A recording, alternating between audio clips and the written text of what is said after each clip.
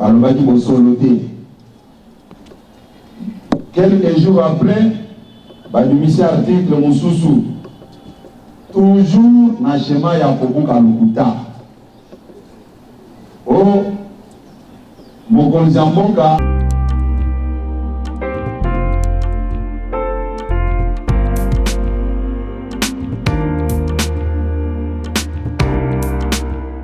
Tshisekedi asali mbeba place oyo nayebisaki bino ke rapport OG d'abimisaki ezaki rapport moko complaisant et fantaisiste ezaki rapport ya lukuta ndenge bayokaki ke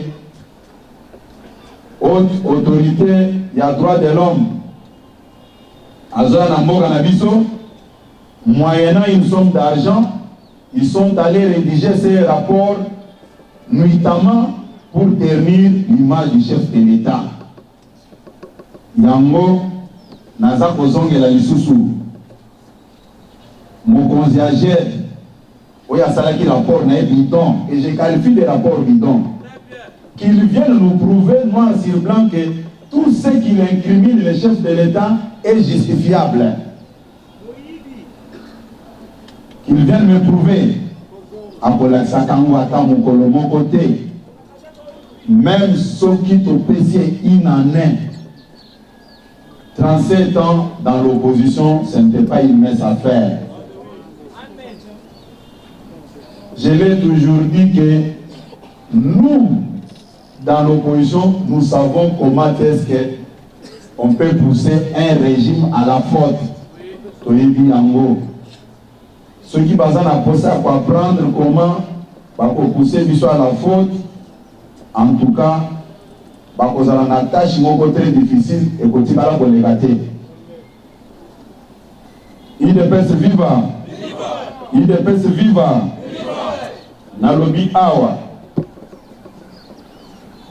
Le 28 janvier, avant que Banda, Masolo na biso à centre Nganda. Bande na biso Jeune Afrique, Babukaki Lukuta, Balobaki était mokonzi na biso a parti honorable Jean-Marc Aboun aza kosenga bokabwani mibale ya alliance mibale ya liboso tokabwana na Joseph Kabila ya mibale tokabwana na Vital Kamerhe na tunaki bango matamwana bazelaki yango wapi baza babuki lokuta balobaki bosolo te. Quelques jours après badumisi article Moussousou toujours na schéma ya kobuka lokuta. Oh, mokonzi ya mboka aboyi koyamba ba résolution oyo ebimaki na centre Nganda, ba résolution oyo ebandai kosenga ye bokabwani na bandeko na uti kotanga yango naza koyebisa bandeko ya Jeune Afrique bamisala bakamikaze te, bamisala bakamikaze te. Biso IDPS soki tolobi ke likambo toboya yango tokokende kobomba na sima ya likambo sokolo pakala te. Ba résolution na biso primaire to réservango na mokonzi ya mboka mwana mboka Faci Berton obetele maboko makasi.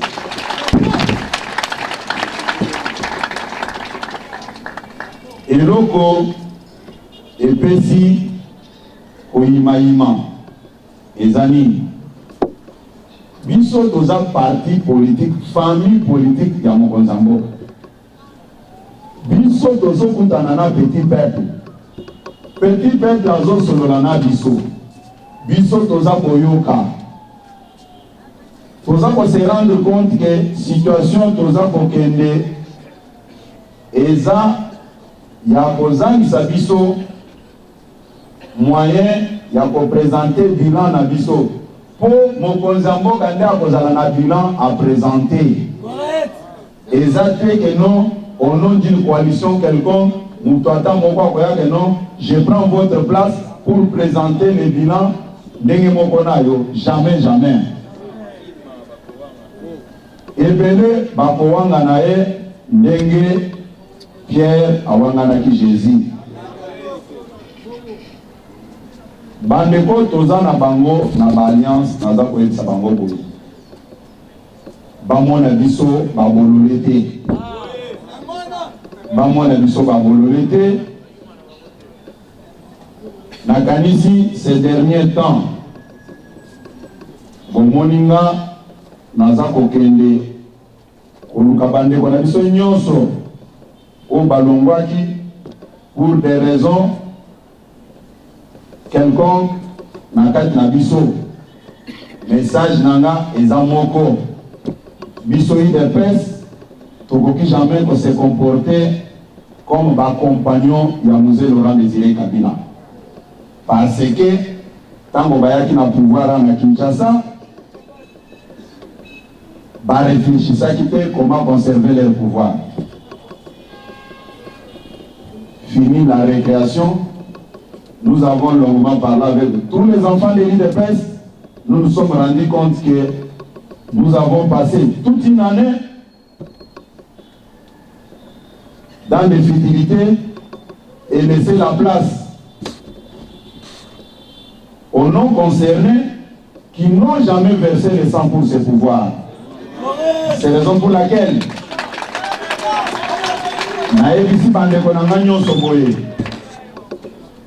tant qu'on a sauté à la pouvoir en gros, je ne me retrouve pas. Nous devons protéger notre joker Fachi Béton.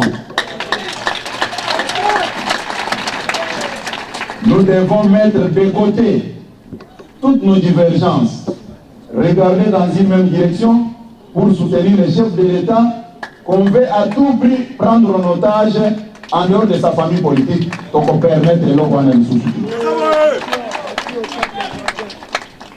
UDPS c'est une grande machine. Nalobaki likambo ya matinée, lobi na minuit, tala permanence c'est à Kotonda. Message à Mounene le 15 février pour beaucoup d'ananabino. Batuba empêcher bisoter pour la évaluation il y a 100 jours. Bongo ebimi ebele pour la misala oil.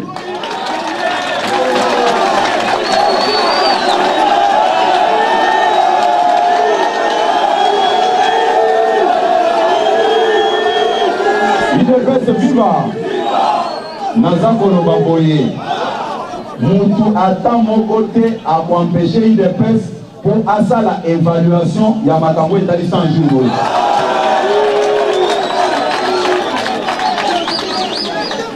Jamais Tokoki kolobate que même un criminel avant Kobomaye Batuna Kaye pour nani yo bomi mutu oyo pour tolingi to bomayo criminel pe alobaka non soki na bomi eza pona likambo songolo patala nalandi ba intervenant mibale sur Top Congo autour ya makambo ya 100 jours nalandi directeur de cabinet ya Mokonzamboka nalandi pe ministre ya finance. Non, nous devons savoir qu'est-ce qui s'est passé réellement dans cette affaire.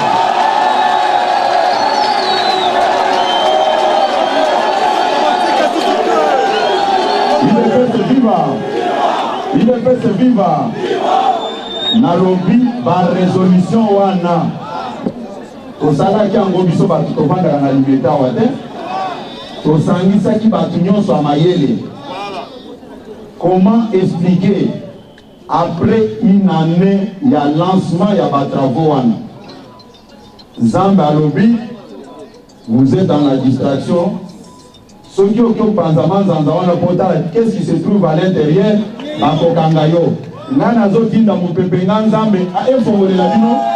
Qu'est-ce qui se trouve à l'intérieur? mopepe wana Nzambe atingaki yango poto yeba après une année tomoni kaka pavement ya pamba eloko ezalité. Et vous allez nous interdire au nom des alliances de ne plus chercher comment toyeba makamuni lekiwana. Il ne peut se vivre. Il ne peut se vivre. Nalingi koyebisa bande ya Jeune Afrique boye. Que Jeune Afrique commence à mener des investigations autour des 100 jours. Qu'est-ce qui a marché et qu'est-ce qui n'a pas marché.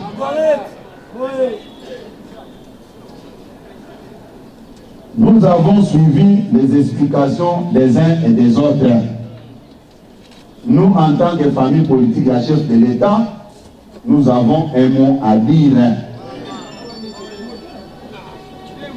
Est-ce que vous évitez que Bako Konabiso Baloba bapesaka mwana ya baba kombo te batunaka ye ye moko aloba kombo ya mwana na ye lokola yebi koloba te bakoyebisa ye ke komata na papier po totia kombo ya mwana no na mikanda maternité. Mais lelo mokonzi ya mboka oyo baye koyeba na kimukolo bakomi kolinga ye kolika biso batouta na ye awa ese bino bonimelo mwana wana ezali il ne peut se vivre. Il ne peut se vivre. El moko na telemaka na moni cortège ezoleka ngambang na lobi ekomi ya boye batu oyo balingi mokonzi ya mboka koleka babiso. Il ne peut se vivre. Na ndaku oyo le 19 septembre 2016 ça fait partie de notre histoire. Mokonzi mboka sazwaki ndaku na ye na 12e eri awa na se. Namoni mupepa mabe eza koya. Tovandi na ye na kati awa. Nayebi parmi pour des raisons professionnelles nakoki kobenga ye te po erwana zaki civil toswanaka na ndaku oyo. Naza koyebisa mokonzi mboka na lobi bima kende ndaku no basi babongisi tika ndaku oyo moko asiliki nga lobi te mokonzi bima kende na pokwa mokonzi abima akende na ye ake kokote pa na ye na butu baye kotunga batu awa soki epazalaka na kati alinga kufa te. Mais lelo namoni batu bakomi ba catholique koleka na pape. Il ne peut se vivre. Non. Lelo batu oyo tango bazo finga mama mokonzi ya mboka baza koloba ke non laisse la démocratie s'exprimer. Mais lelo bakomi ba catholique koleka na pape. Et comme non, faites attention. Kabouya Lana Kaboun présente un grand danger pour les chefs de l'État. Et comme il y a boy, il ne peut se vivre. Naza Koloba Makamboyo, les Apollo Siksa Binoti. Ceux qui bomoni, n'a s'engagé avant eux, même Bao Bafingana na ba télévision, même Bao ba contestanga na kati ya ba chaîne de télévision na ba émission, na lobi bisonyo sotozaba na Tshisekedi, nous devons d'abord protéger notre pouvoir.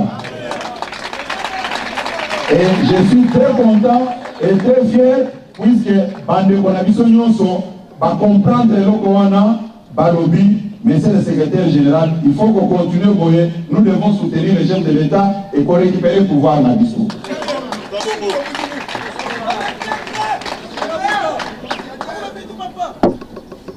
Il ne peut se vivre. Il ne peut se vivre. Naza koye bisabino boy. Kaka na lopango. Ba ebisabino. Onga esala kangelo ko mokote. Tous les jours que Dieu a créé, nazalaka na article moko o bazo finganga. O bazo kolenga makamu. Moyibi nouveau adhérent ya FCC balobaka ngo naza koyebisa bandeko wana soki bazalaka na opportunité ya kose retrouver ndenge nga nazali position nga nazali balinga bateka parti o bakende mais tokoki kosala ngo te tokoki kosala ngo te biloko nyonso bozomona bazokobisa na bajournaux eza ya lokuta eza ya solo te nanu toke koremettre rapport na biso epa mokonzi ya mboka te e biso mpe naza koinsiste moto ata moko te akopekisa biso tolandela makambo ya mboka te au nom d'une coalition quelconque. Yango tolobi boye le 15 février. Le 15 février, Oyekoya est là. Nalobi, ndenge naza boye, naza extrémiste te. Naza extrémiste te pendant une année. Nasalaki musala makasi. Même Fétien Tshisekedi dans mausolée place Azali a dit bien que Kabou a fait un grand travail pendant une année. Chef de l'État, Azan Abina a présenté après ces 5 années d'exercice du pouvoir d'État. A kolobate que binonyo so coalition boyawa toke de pesa na ekosale mate. Nde yango naza koyebisa bino boye. Biso totie déjà commission munene en place pour na makambo etali le 15 février. Le 15 février tolobi boye. Nayoki batu mususu baza koloba oh non. De quel droit baza ko inviter chef de l'État na biloko na bango. Ah, bande bonangai. Biloko koyebisanga ke même Donald Trump na États-Unis, azala na famille na ete. Mais Jésus azaki na bande bonete.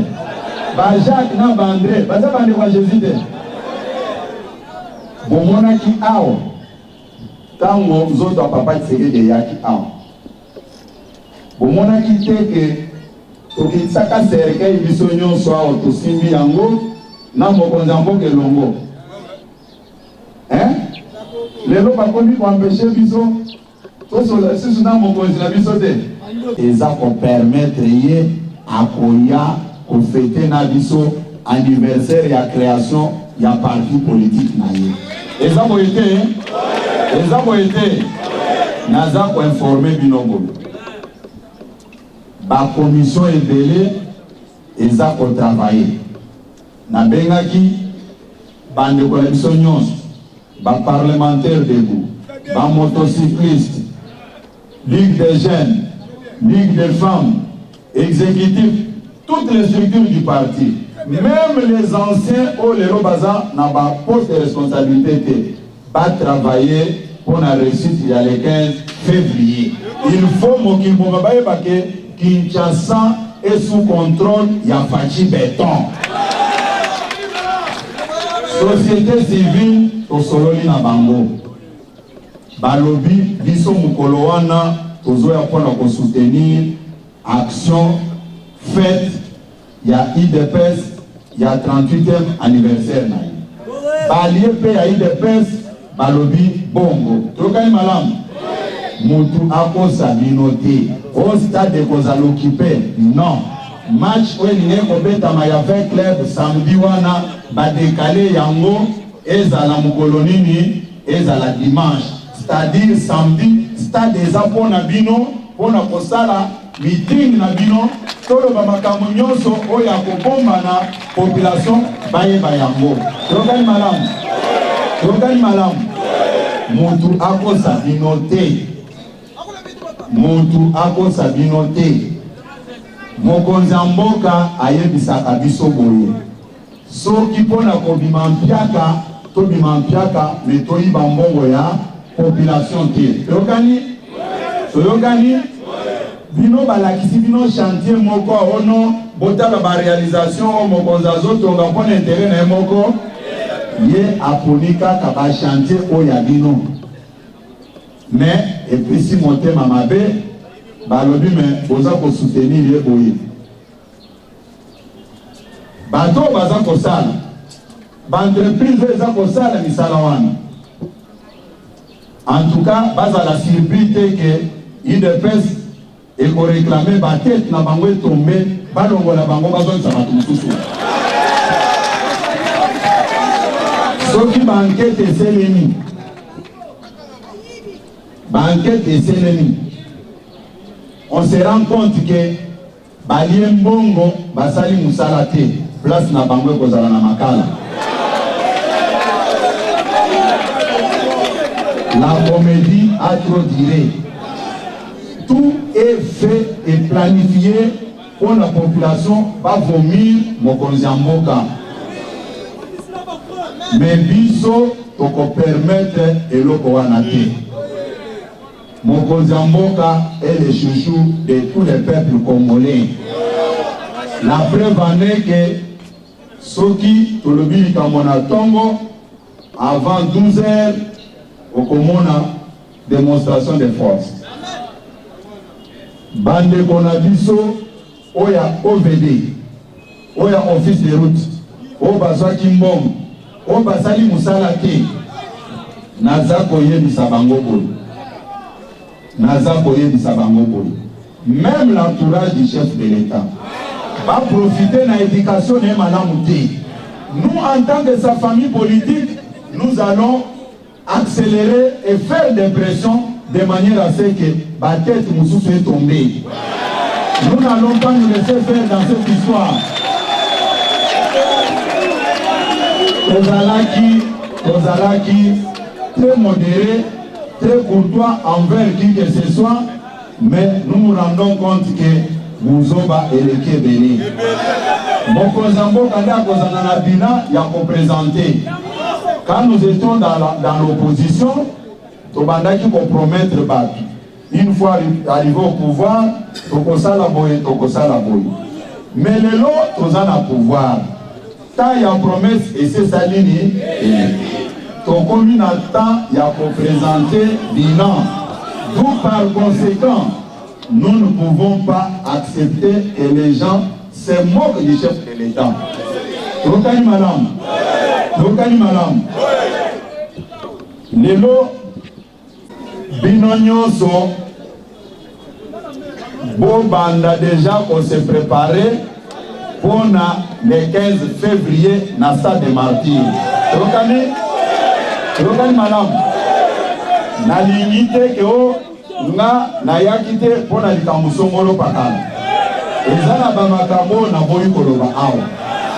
Soki botuni bapanzi sango batelede babengi Singapour na ba interview na boyi nanga rendez-vous le 15 février. Babanda ko intimider batu. O soki ozolo baboye, oza ko inciter batu na haine, na violence, ce n'est pas ça.